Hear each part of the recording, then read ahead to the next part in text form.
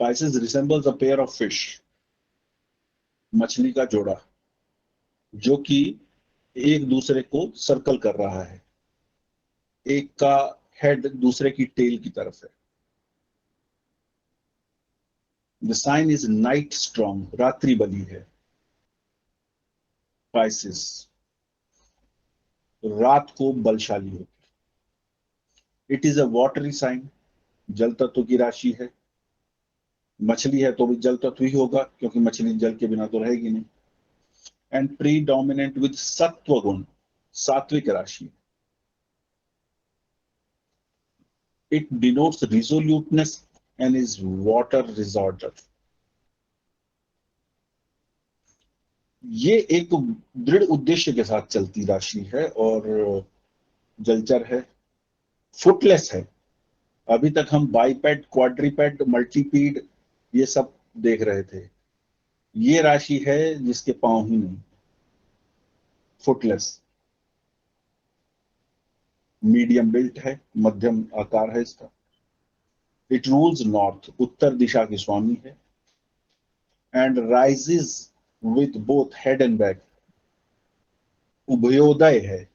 उभय मतलब दोनों, उदय मतलब राइज, दोनों आगे से पीछे, यानी कि इस राशि का जो प्रभाव है वो आरंभ और अंत, यानी कि शुरू में भी आ सकता है, अंत में भी आ सकता है, और दोनों समय दिखाई दे सकता है।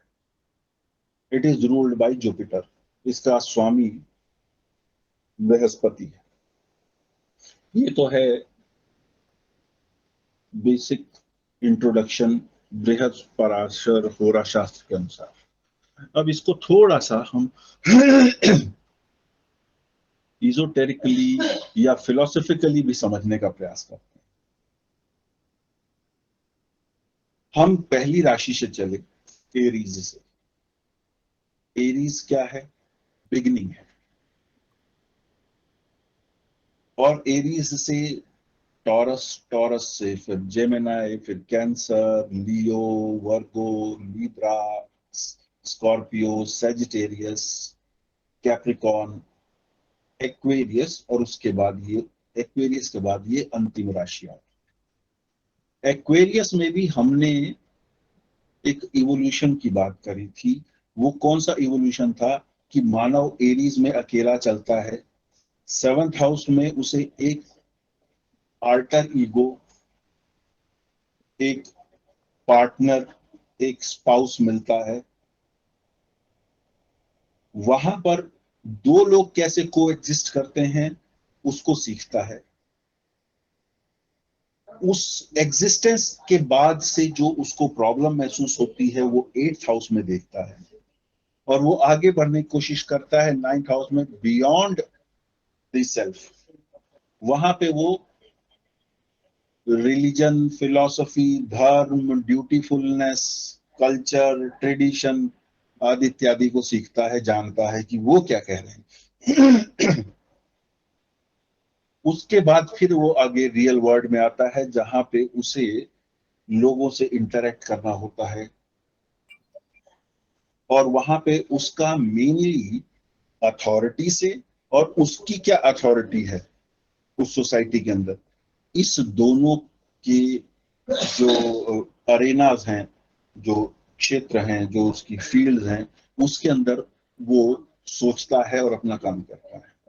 फिर उससे आगे जब जाता है तो वो अपनी जो पर्सनैलिटी है, जो अभी तक अकेले से शुरू होकर दो व्यक्ति से फिर एक एथिकल कंसेप्ट को समझना, एथिकल कंसेप्ट के बाद रियल वर्ल्ड को समझना, उसके बाद वो अपने आप को एक ग्रुप का हिस्सा बना लेता है एक्वेरियस में। इसीलिए एक्वेरियस ग्रुप एक्टिविटी का, क्लब का, एसोसिएशन का, फ्रेंडशिप का भाव है, उसकी राशि है। इसके बाद अंतिम राशि आती है पाइसिस या मीन राशि। कुंभ के बाद मीन। कुंभ में व्यक्ति ने अपनी ईगो को, अपने अहम को, अपने अस्तित्व को कहाँ डाल दिया था? ग्रुप में अलाइन कर दिया था, किसी एक थॉट प्रोसेस, किसी एक फिलॉसफी, किसी एक स्कूल ऑफ वर्क, एक पर्टिकुलर काइंड ऑफ एक्टिविटी। वो पॉजिटिव भी हो सकती है, नेगेटिव भी हो सकती है, but he has become a part of a group. Cooperate. वहां कोऑपरेट, हाँ। Yeah. लेकिन यहां पर जब आता है, पाइसिस में आता है, तो पाइसिस में उसकी जो बची खुची ईगो है एज अ ग्रुप, वो भी समाप्त हो जाती है। कैसे? यहां पे वो अपनी ईगो को, अपनी इंडिविजुअल सेल्फ को, अपनी एक एग्जिस्टेंस को यूनिवर्स के साथ अलाइन करता है। इसीलिए डेथ में भी हम क्या कहते हैं, आत्मा परमात्मा से मिल गई। Individuality has merged into the totality और यूनिवर्सलिटी। तो जो एक पूरी जर्नी है, starting from the beginning, that is Aries, the first house of the काल पुरुष, इट एंड्स एट पाइसिस। मैं जन्म लेता हूं और पाइसिस में मैं कोट एंड कोट समाप्त हो जाता। No matter it is positive और नेगेटिव, सकारात्मक जीवन जीने वाला व्यक्ति है, उसकी मैं है, चाहे नकारात्मक जीने वाला है, उसकी मैं है। मैं जो एरीज से शुरू हुआ, पाइसिस में वो मैं समाप्त हो जाता हूं। This is the loss of the ego, and this is how an individual has matured from Aries to Libra to Aquarius and then to Pisces. अब ये जो सबमिशन टू यूनिवर्स है, ये जो सबमिशन टू यूनिवर्स है, ये किस तरह का है? It is not only talking about death, केवल मृत्यु की बात नहीं कर रहा है। मैं समाप्त हो गया, अर्थात मैं यहां जो भी कर रहा हूं, पाइसिस में आने के बाद, या जो पाइसिस असेंडेंट है, वो अपने लिए नहीं सोचता, वो अपने सुख के बारे में नहीं सोचेगा। यदि सोचेगा तो परेशान रहेगा। क्यों? क्योंकि यहां पे मैं शब्द समाप्त है। यहां पे साधु बनना होगा, सन्यासी बनना होगा, महात्मा बनना होगा, योगाचार्य बनना होगा, अपने लिए नहीं करना है।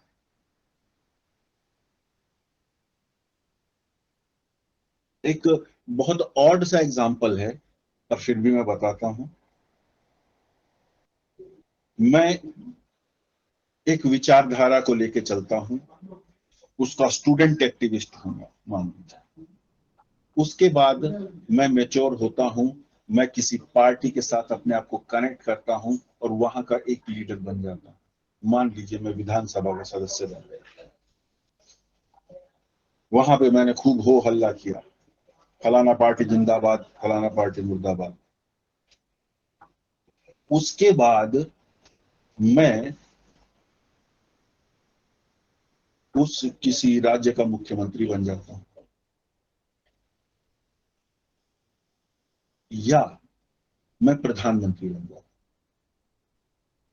हूं। अब मैं पार्टी का विरोध तो कर सकता हूं, लेकिन मैं प्रधानमंत्री होने के नाते दो राज्यों के बीच में भेदभाव नहीं कर सकता, एथिकली नहीं कर सकता।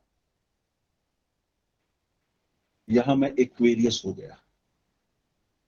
मैं अभी भी किसी पार्टी से बंधा हुआ हूं, लेकिन उससे थोड़ा सा आगे बढ़ के भी सोच रहा हूं, क्योंकि मैं प्रधानमंत्री हूं। अब उसके बाद क्या होता है, मुझे राष्ट्रपति बना दिया जाता है। राष्ट्रपति मुझे बनाती है पार्टी ए, और उसका टर्म खत्म हो जाता है, पार्टी बी आ जाती है मेरे ही टर्म के अंदर जब मैं राष्ट्रपति। तो मैं उन दोनों पार्टियों के ऊपर हूं, मैं उन दोनों प्रकार की सरकारों के ऊपर हूं, मैं दोनों का ही राष्ट्रपति हूं। दोनों की सरकार जब भी आएगी वो मेरी सरकार मानी जाएगी। यहां मैं क्राइसिस में आ गया। वहां पे मैं अपनी स्टूडेंट एज की या चीफ मिनिस्टर या विधानसभा की जो मेरी ईगो है उसको राष्ट्रपति पद पे नहीं ला सकता।